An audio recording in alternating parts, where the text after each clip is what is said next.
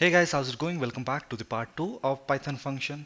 In this tutorial, we're going to talk about a particular type of function which is called as anonymous function.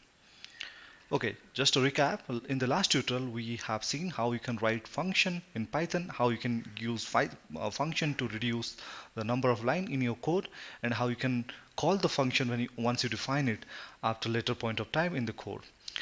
So this is a typical syntax for the function where you say def, which stands for definition, then the function name, and likewise variable name. Function name also has some rules that you need to follow when you define a name. Then you can pass your argument within these two parentheses, and of course this argument is optional, so you can pass 0 to many argument within this parenthesis. Then you need to specify this colon, and here you can pass the things that you wish to do with this function, and in the end this function of a standard function may or may not return a thing. So this is all about a standard function, but the function which we're going to talk about today is called anonymous function, as the name suggests, this function doesn't have a name, likewise a standard function. So let's go ahead and see how this function works. So before we dive into the topic of anonymous function, I would strongly encourage all of you to go and watch my previous video where we have talked about function if you haven't watched that video yet.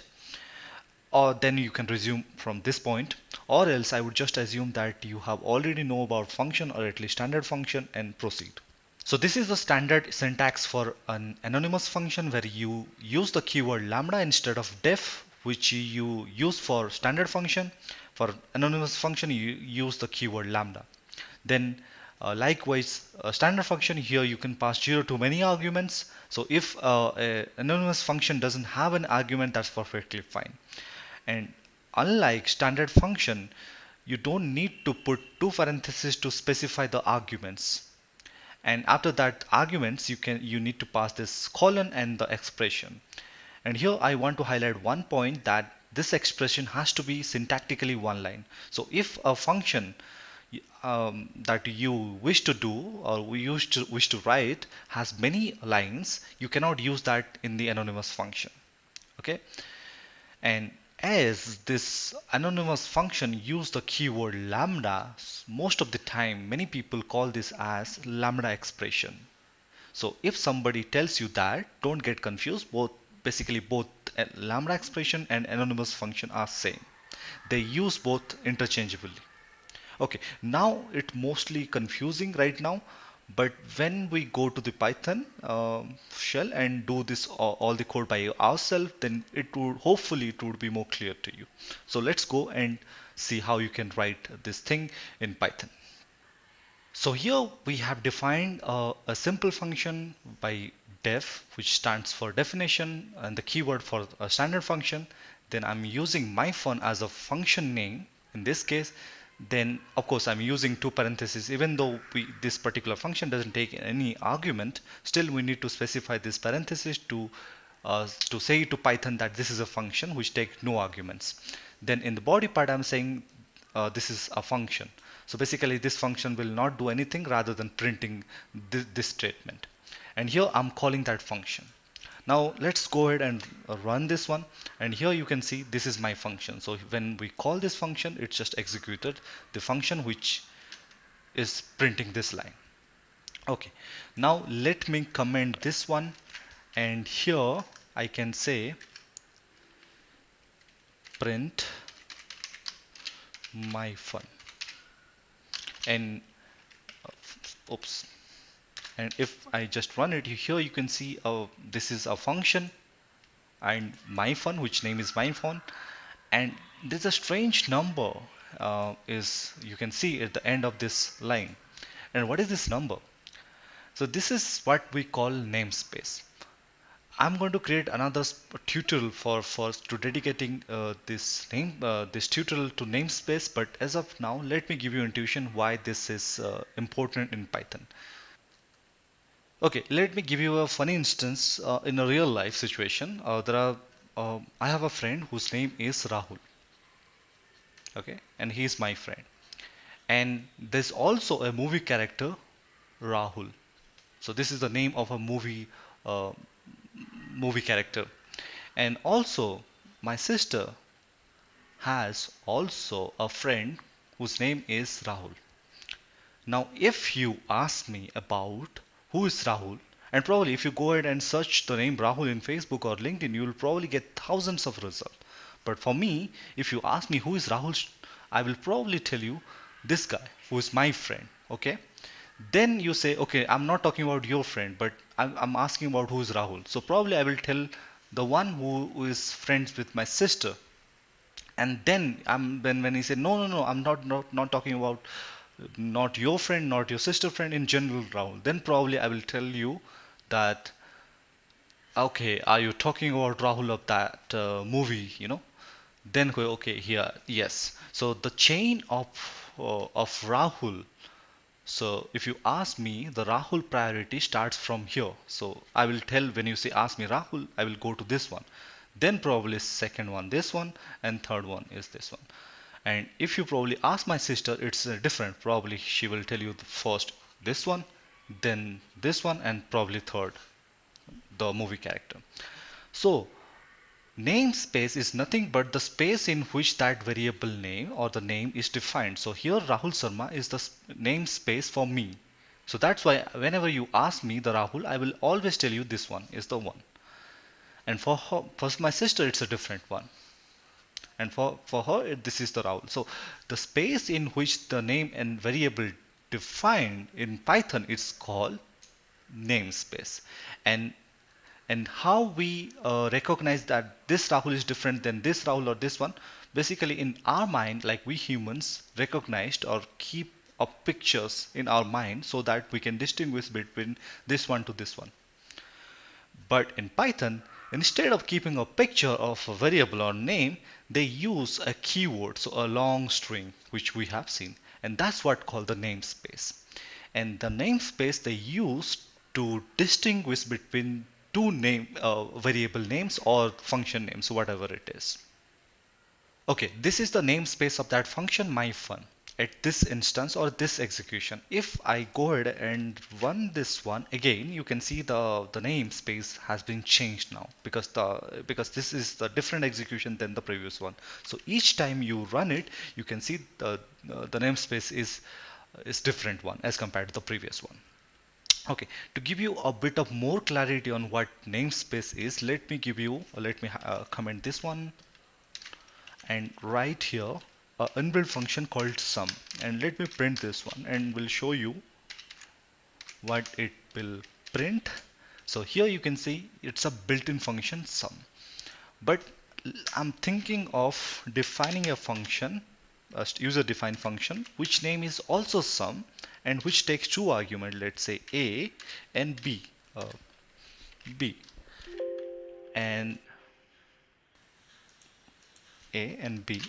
and here I can say uh, return a plus b.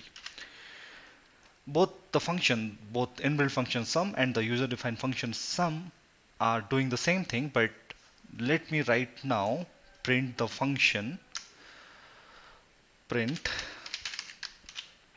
sum. Now if I will just go ahead and run it, you can see the first sum is a built-in function, but the second sum is a function which is a namespace, this one, which is different than this particular function.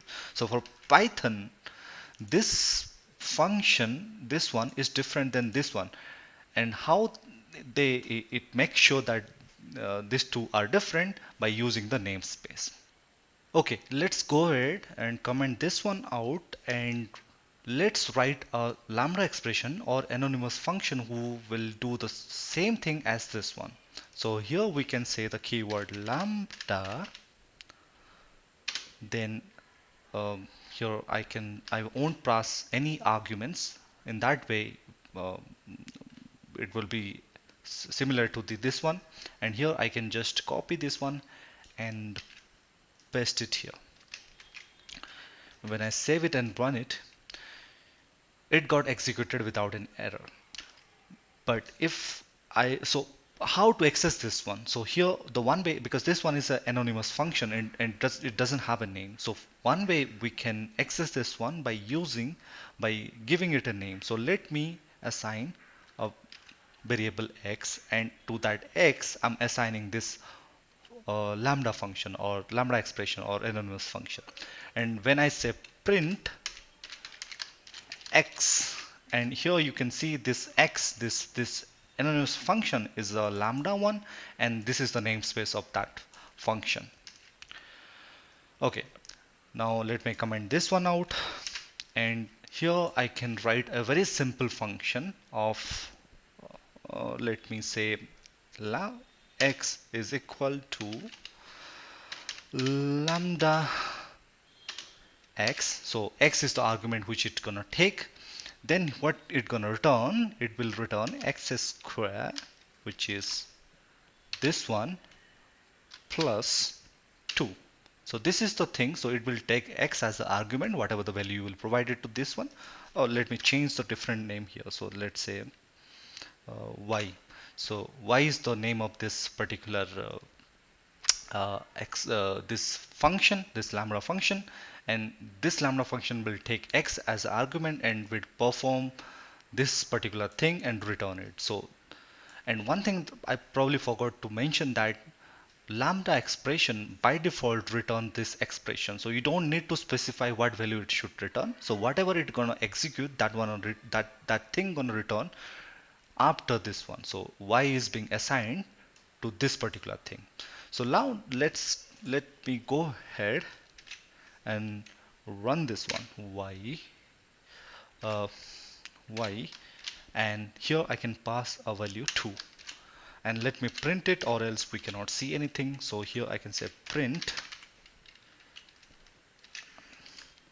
So here you can see the value is 6 because 2 is being passed to this expression, this lambda expression, which we have assigned a name y. Then it's got evaluated like 2 to the power 2, which is 4 plus 2 is 6. So enough of this simple example. Let's go ahead and do a bit of complex thing. Let's say we have a list here, my list, which has many elements present within it. And before that, let me comment this one out, or else it will just create the problem. Okay, okay, okay, probably. So here we can see the first thing we're gonna do, say len of my list, and when, oh, sorry. Now if I will just run it, let me zoom this one, and here you can see what? Oh, sorry, I forgot to print it. My bad. Here I can say print, and the 10, my list has 10 elements. Now somebody asked me that out of these 10 elements, please filter out all the odd items within the list of my list. So here we're gonna use a inbuilt function called filter, a built-in function called filter. So before that, what lambda expression which I'm gonna use? So probably I'm gonna use lambda, and here I can say x, which the one argument it's gonna take, and this will probably do the modulus division, and if the modulus division is not equal to 0, then it's an odd number. So if you divide this one with a 2, then if it returns 0 means even, if it is not 0, that means it's odd. So this is the expression, or the lambda expression, which I'm going to use for in filter. Let me show you this filter built-in function, what argument it's going to take. So this inbuilt function will take the function. So here we're going to pass this lambda expression, and this is the data type which has more than one item. So it could be a list, tuple, or anything. So here I'm going to pass this one list. So first, which I'm going to do, I'm going to copy this one, paste it here, and in comma, then here I'm going to say my list. Okay. Now if I will just go ahead, let me assign this one to my list 2. Okay. And if I will just say print my list 2, you can see right now you're getting a filter object. This is an object of a filter which has a namespace, this one. Okay, let me comment this, the one which is giving me 10. Let me comment this one out. But why I'm not getting a result? Because I'm doing perfectly fine.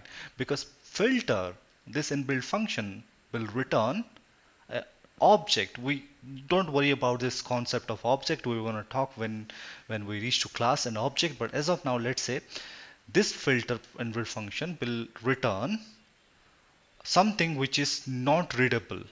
It's object. So for to change it to something else, let me convert it to lists.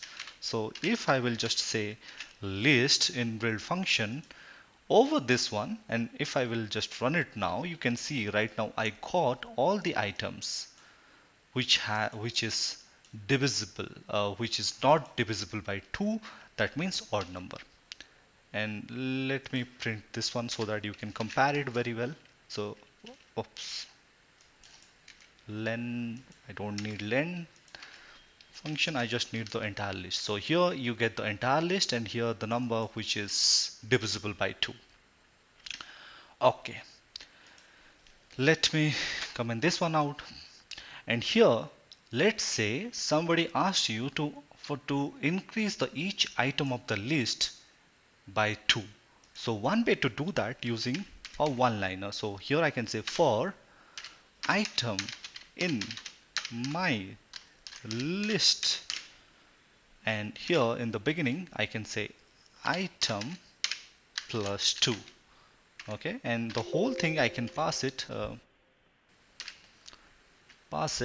within this 2 square bracket. In that way the Python will know it's a list. Okay, and here I can say it's my list 3, and after that here I can say print my list 3. So if I will just go ahead and run it, you can see right now the value is being, each of these item is got increased with a value 2 from the original one. Okay, you can do that, but there's another way which we call as map. And here we can say map, and this built-in function uh, takes 2 arguments, the lambda expression, and here we can say lambda and x as the argument, and here whatever the x will grab, it will increase it by 2 and return it. And in the next argument of this map built-in function is the data type which has more than one items or one item. Minimum it should have one item. So I can pass the whole list as a second argument for map built-in function. So I can say my list and this one. Oops. Okay. And now the whole thing is again going to return an object, but I don't need to see the object, I need to see the list. So here I can say list, and let me assign it to my list 3. So if I will just go ahead and run it, you can see you are getting the same result as previous. So basically each item under that list got increased with a value 2. So these are the 2 functions which you can use with Lambda. Well, it's not the only 2 function, a built-in function which you can use. Actually, you can use a lot many things using this Lambda expression, and these are 2 simple examples. Hopefully with all those examples, it's pretty clear how you can use anonymous function or Lambda expression in your code. And if you have any question till now, please feel free to drop them in the comment section. I will try to answer them with best of my ability. Or else, thanks for watching. Thanks for all your likes and subscription. Until next time, cheers.